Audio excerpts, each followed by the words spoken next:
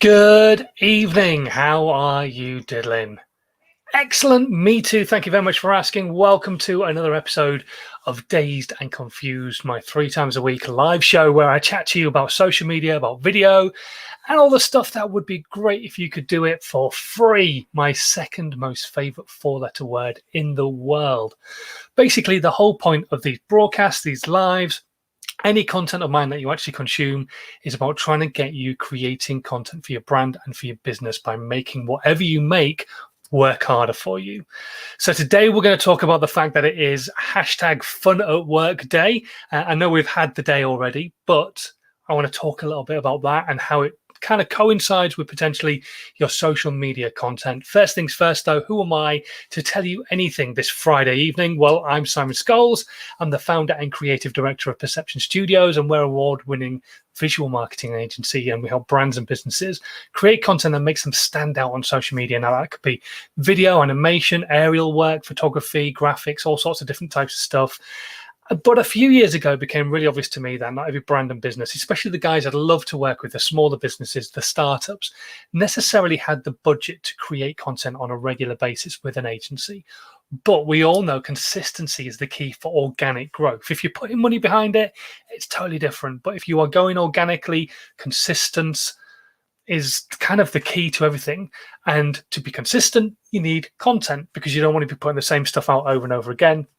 So what I sat down and did was I went through a process that I used myself personally, that I got my clients working on, that I talked about for years when I'd done talks and things like that, and turned it into a book called How to 9 Times Your Social Media. And it's about basically everything from planning your content all the way through to podcasting and a whole bunch of stuff that goes on in between as well that you can do yourself for free. It'll take you a bit of time, a bit of patience learning how to do these things.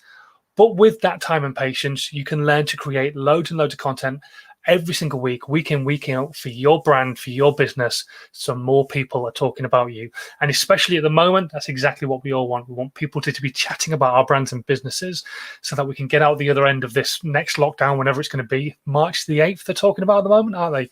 And once we get out the other end of that, then hopefully we won't go back into another one and people will be still talking about you and buying your products and know exactly who you are, the value you've got to give, and the pain point that you remove as well, because the marketing you've been putting out has been reiterating exactly what you want everybody to know all about you. So today, like I say, I want to chat to you about fun at work day. First things first, let's just say a quick hello to people. Hello to Miles, who's just joined us. Also, Ed is watching. And we've got a few people over on LinkedIn and also on Twitter as well. Thank you very much to all of you who are tuned in at the moment. If you are brand new, don't forget, you can right now leave a comment in whatever platform you're watching and it will pop up on my screen and I'll be able to say hello to you and answer your questions as well. So if you've got any questions about social media, about video, stick them into the comments right now and I'll do my best to answer them. And if you're watching the replay or listening to the podcast, you can do the same thing. You can still stick your comments into certain platforms on the podcast and especially on the replay. And if you can't, just drop me an email. My address is in the section below. Okay, so fun at work day. Oh, blimey, this is an interesting one. I think this is a really cool way for you to be kind of breaking down the boundaries of your content a little bit.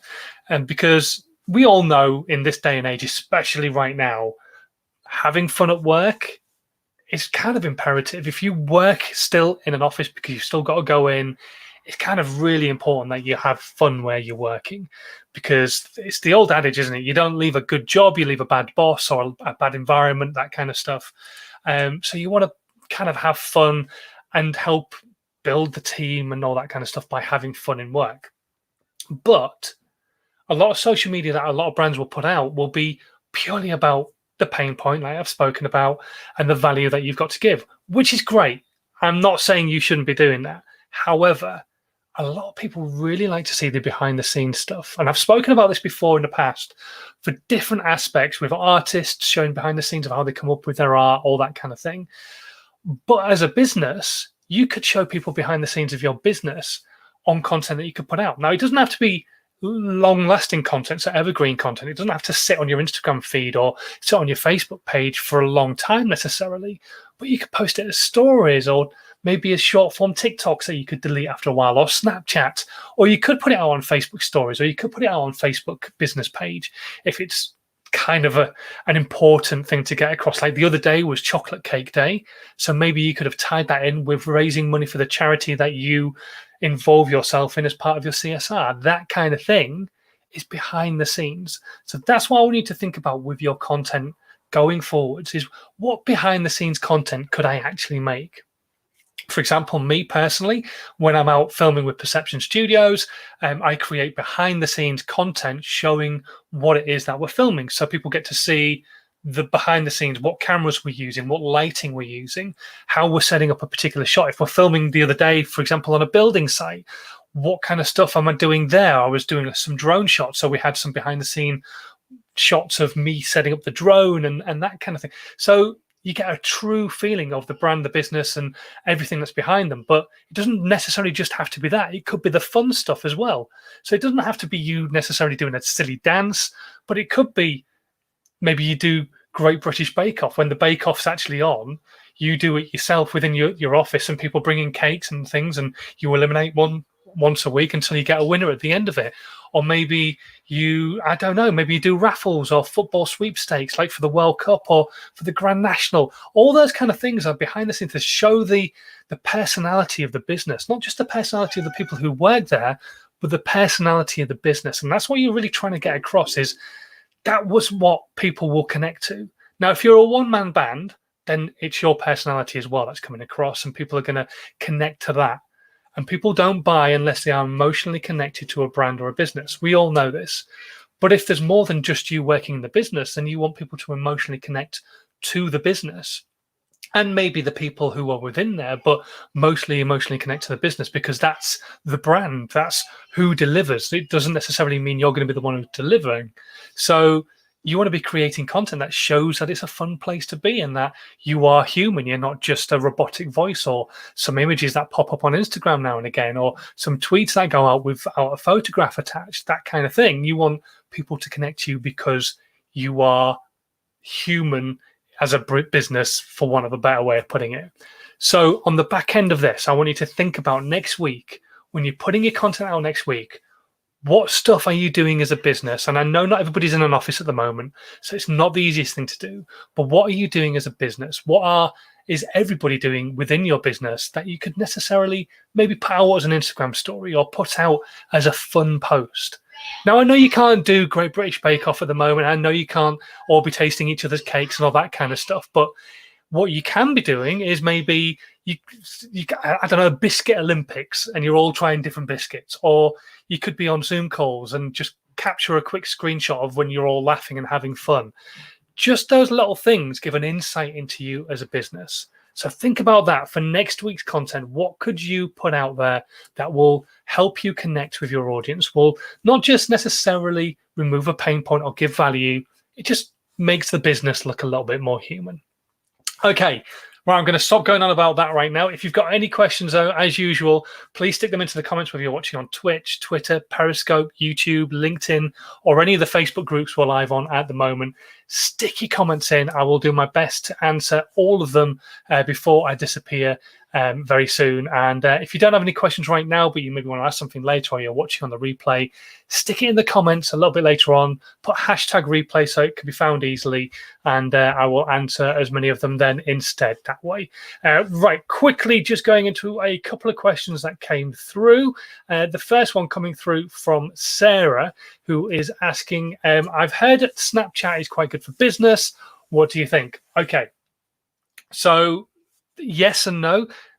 It's great for content. It's great for putting stuff out there, especially if you're B2B and you're trying to maybe grow a personal brand that's going to draw people into your business.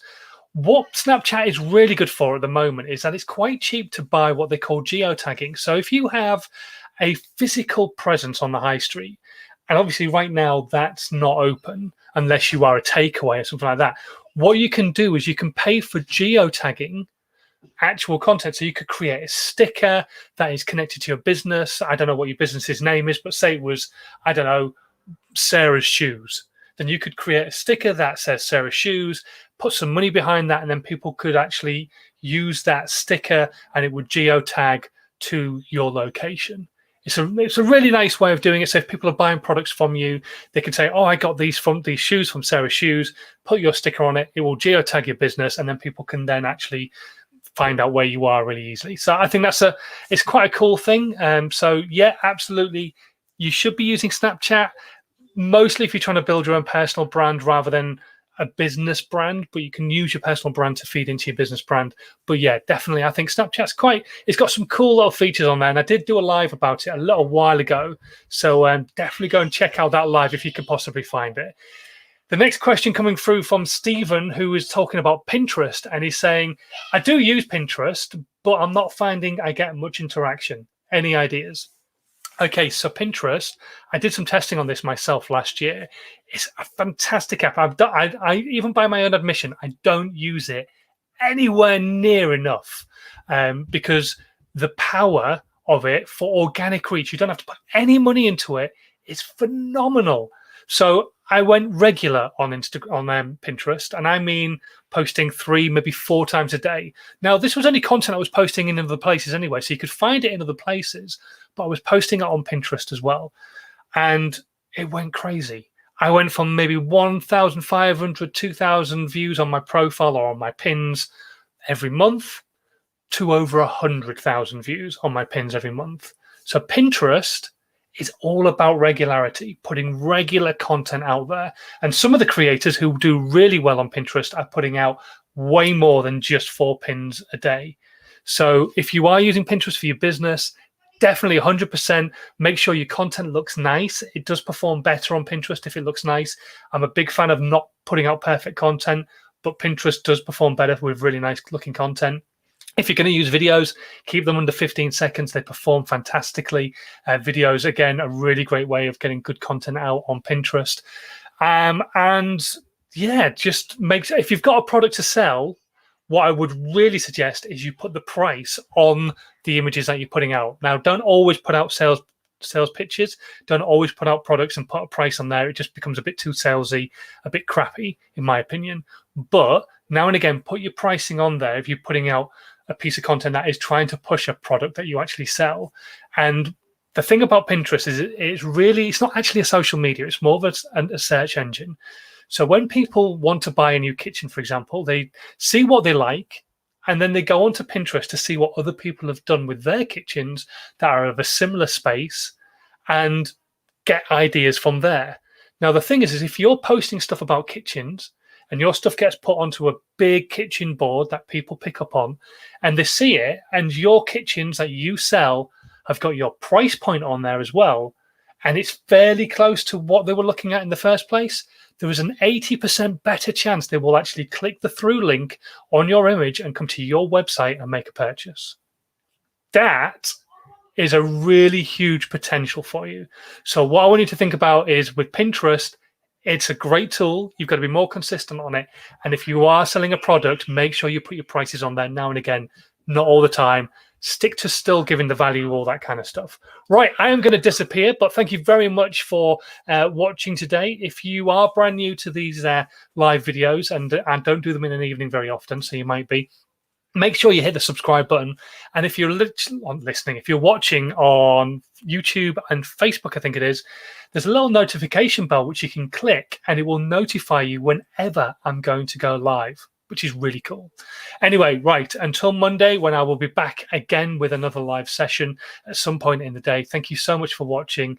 And in this strange times, as I always say, please continue to stay safe and have a great weekend. I'll see you next week. Bye.